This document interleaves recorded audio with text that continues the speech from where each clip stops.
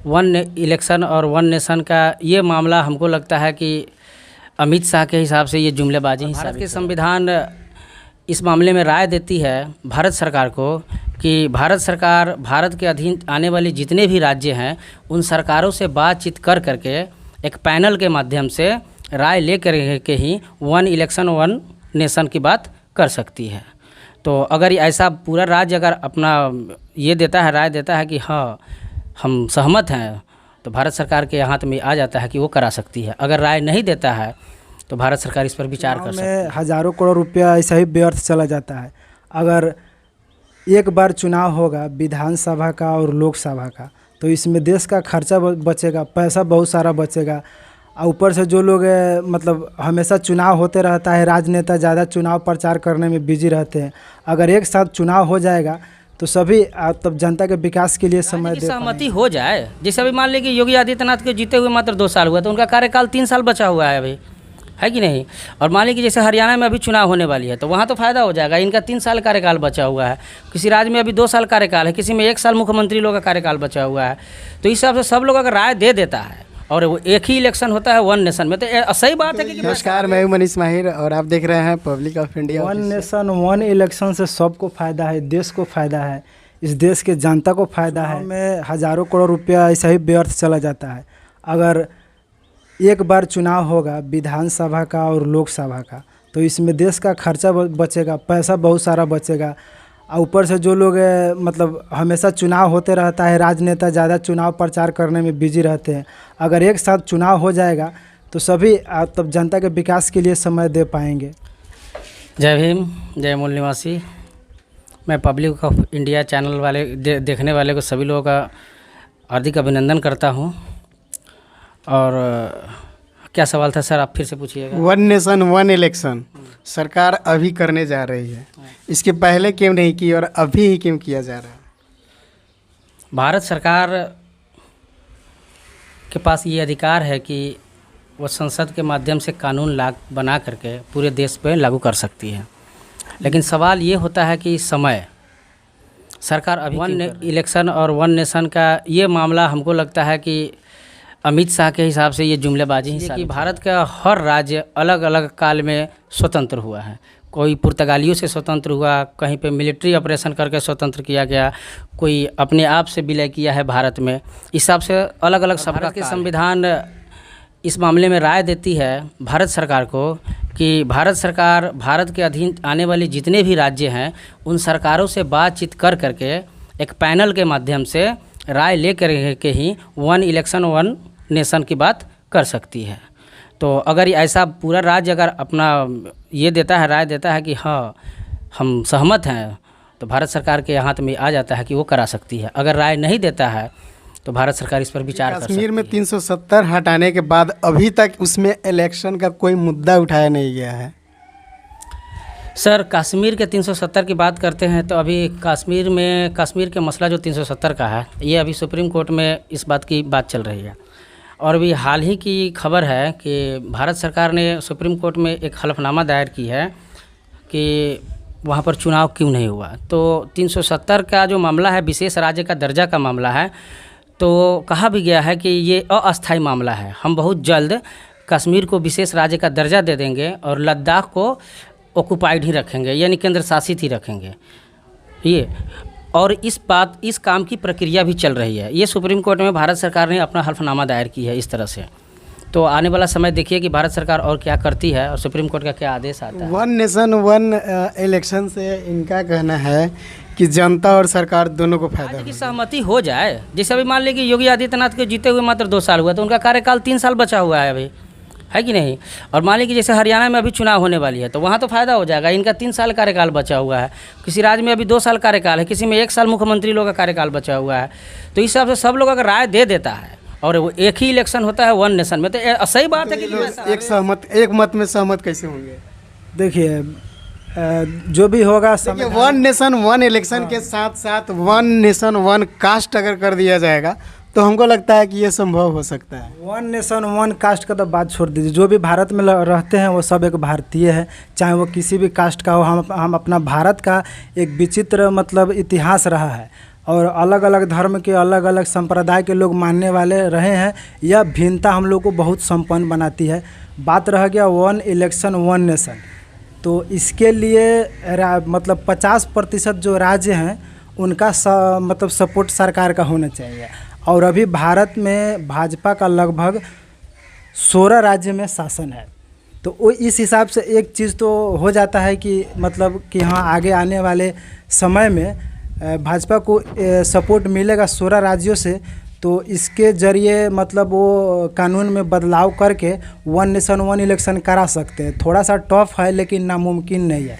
जम्मू कश्मीर में जो धारा 370 हटाने की बात हो रही थी, वे भी लोग कह रहे थे कि नहीं हो सकता है, नहीं हो सकता है, इसमें राज्य की सहमति ज़रूरी है। जब तक राज्य वाले सहमति नहीं देंगे तब तक 300 धारा नहीं हटेगा, लेकिन उसको भी हटाया और संवैधानिक तौर से हटाया। ऐसा नहीं है कि गैर मतलब कानून के तौर पर हटा दिया। तो अभी जो है उस पर चर्चा हो रही है और रामनाथ कोविंद को इसका अध्यक्ष बनाया गया है। सभी के बीच में चर्चा होगी, अगर संभव होगा तो इसको लगाया जाएगा। ऐसा बात थोड़ा है कि पहली बार इस पर चर्चा हो रहा है। इसके पहले भी कई बार प्रधानमंत्री नरेंद्र मोदी चर्चा कर चुके हैं। 2018 में भी, 2019 के इलेक्शन से भी पहले इसका चर्चा हुआ था। लेकिन किसी भी चीज़ का मतलब लागू करने का कोई खास समय थोड़े होता है कि हाँ अभी नहीं लागू होगा तो कब लागू होगा। जब लागू होने वाला होगा हो जाएगा। इस बार विशेष रूप से इस पे प्रेशर किया जा रहा है। आपको नहीं लग रहा है कि बीजेपी अपनी वोट को जीतने के लिए ये प्रोपेगेंडा चला रहे हैं? चलिए ठीक है, बीजेपी जीतने के लिए प्रोपेगेंडा चला रहा था, कौन जीतने के लिए नहीं चलाता है? सब कोई तो जीतना ही चाहता है। तो विपक्षी दल होने देंगे क्या इसको? अच्छा बताइए, विपक्षी दल क्यों इसको रोकेंगे? वे नहीं चाहते हैं कि यहाँ देश का तरक्की हो, विकास हो। अगर वे इसका विरोध करेंगे तो जनता के नज़र में वे पहचान में आ जाएंगे कि जो देश के लिए उचित है उसका विरोध कर रहे हैं, तो उनके वोट में कटौती ही होगी बल्कि बढ़त नहीं। अभी वन नेशन वन इलेक्शन का पुरजोर समर्थन कर रही है। आपको क्या लगता है, इलेक्शन जीतने के लिए कर रहे हैं या वाकई में देश के लिए सोच के ऐसा कर रहे हैं? ऐसा देश के लिए कुछ तो है नहीं, इसमें तो कुछ दिखता है नहीं।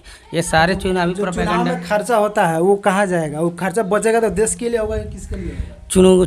चुनावी प्रोपेगेंडा है ये, दूसरा कुछ नहीं। बहुत सारे भारत में मुद्दे अभी चीज़ को मानते हैं कि नहीं कि अलग अलग समय पर अलग अलग चुनाव कराने से कितना खर्चा होता है? सर डिबेट कार्यक्रम में किसी एक को पहले बोल दिया जाए, उसके बाद में आपको समय मिलेगा आप बोलिएगा।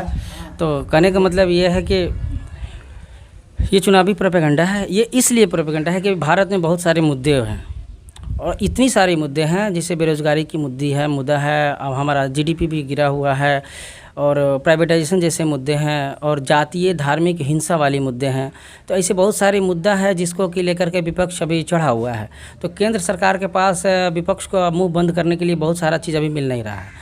अभी एक और अभी कौन दो एक आया था, मतलब न्यूज़ कोई स्पाईवेयर है जो कि इजराइल से जासूसी मशीन खरीदा हुआ है भारत सरकार, जिससे जासूसी भी करवाता है। उसका भी मैटर है, रफाल का भी मैटर है। उसके बाद में मैं आपको कह दूं कि ये भारत के उद्योगपतियों का शेयर गिर रहा है, उसका भी एक मैटर है। बहुत सारी मैटर है जो कि भारत की जनता समझना सोचना चाह रही है। तो बहुत सारे मुद्दों को दबाने के लिए एक ऐसा मुद्दा लाया जा रहा है जो कि सारे मुद्दा इसको गौन कर देगा, और आगे धीरे धीरे देखते रहिए क्या होता है। अच्छा, आपके नज़र में 2024 के लिए मुद्दा बता रहे हैं? बहुत सारा मुद्दा कब नहीं था, मुद्दा तो हमेशा से रहता है और आगे भी रहता चले आएगा। लेकिन यहाँ वन नेशन वन इलेक्शन की बात हो रही है। मुद्दा बहुत सारा, इन्होंने बोला राफेल का क्या हुआ? आप साबित कर दिए कि राफेल में मोदी के जो सरकार है वो भ्रष्टाचार किया है? साबित हुआ? नहीं हुआ। सुप्रीम कोर्ट क्लीन चिट दे दिया। तो आप कहाँ से इसमें ला दिए कि राफेल का चाहे किसी भी भ्रष्टाचार की बात नहीं करते हैं, लेकिन शिक्षा, स्वास्थ्य, रोजगार और महंगाई का ग्राफ काफ़ी ज़्यादा नीचा गिरा हुआ है, इस पे क्या कहेंगे? महंगाई शुरू से भी है, अभी भी है। शिक्षा, स्वास्थ्य, रोजगार और महंगाई, मैंने चारों का नाम लिया। हाँ, शिक्षा में भी मतलब शिक्षा का आप लोग आवाज़ उठाइए कि हाँ शिक्षा में सुधार होना चाहिए। और वन नेशन वन इलेक्शन जो हो रहा है यह देश के हित में हो रहा है और यह होना चाहिए। शुरू में 1951 से लेकर 1967 तक इस देश में राज्य के विधानसभा और लोकसभा का चुनाव एक साथ हुआ है। ऐसा बात नहीं है कि नहीं हुआ है, लेकिन सक्सेसफुल नहीं हुआ। अलग अलग राज्य का निर्माण हुआ, उसके बाद बहुत सारे राज्य बने, बहुत सारा राज्य टूट के एक दूसरे से अलग हुआ, बहुत सारा नया राज्य बना। किसी राज्य में पूर्ण बहुमत से सरकार नहीं बनी तो वहाँ पर फिर से दोबारा चुनाव कराया गया। इस तरह से सबका मतलब अलग अलग समय सीमा निर्धारित हो गया। लेकिन आने वाले दिन में यह सोचना होगा कि इन सब को एक साथ कैसे कराया जाए और जो आगे पीछे चली आ रही है विधानसभा का चुनाव उसको एक साथ कैसे कराया जाए। अगर किसी राज्य में किसी सरकार को बहुमत नहीं मिलती है तो वहाँ पर कौन सा नियम लागू होना चाहिए, इस सभी को मिलाकर अगर देश में एक बार चुनाव हो तो इससे जनता को भी फ़ायदा होगा, राजनेता को भी फ़ायदा होगा और इस देश को भी फ़ायदा होगा। रह गई बात कि बहुत सारा मुद्दा समय समय पर आते रहता है और यह आएंगे, जब तक लोग रहेगा तब तक इस सब चीज़ रहेगा। ऐसा बात नहीं है कि पूरा मतलब सिस्टम एकदम से सुधर जाएगा। जब तक इस दुनिया में आदमी है तब तक हर चीज़ होगा, अपराध होगा, भ्रष्टाचार होगा, चोरी भी होगा, हर चीज़। हमें तो लग रहा है नरेंद्र मोदी अपने कमी को दूर करने के लिए वन नेशन वन इलेक्शन पे ज़्यादा इस बार जोर दे रहे हैं। कौन सा कमी है बताइए ना, क्या कमी है? चारों तरफ से हार रहे हैं, आप जान रहे हैं हार रहे हैं। विधानसभा का क्षेत्र देखिए ना, ना, केरल से आप- चलेगा और अभी कब 4-5 जीते थे राज्य में चलेगा? और इलेक्शन होने वाला है। केरल उसमें में से भी कब जीते थे कि वो चले गए? केरल में उनका कब सरकार था कि वो चले गए? बात रह गई वर्चस्व घट रहा है अब ना, इससे क्या मतलब क्या दिखता है? नहीं, आपके कहने से थोड़े हो जाएगा। वो जनता ना तय करेगा कि उसका ये मतलब कि लोकप्रियता घटा है कि बढ़ा है। अभी तो पूरा वर्ल्ड में सब नेता सबका सूची बना है जिसमें टॉप मतलब 1 नंबर पर आया है नरेंद्र मोदी पॉपुलरिटी में। तो अभी आप कैसे कह सकते हैं कि उनका घटा? कोई सर्वे बताइए कि हाँ नरेंद्र मोदी की लोकप्रियता में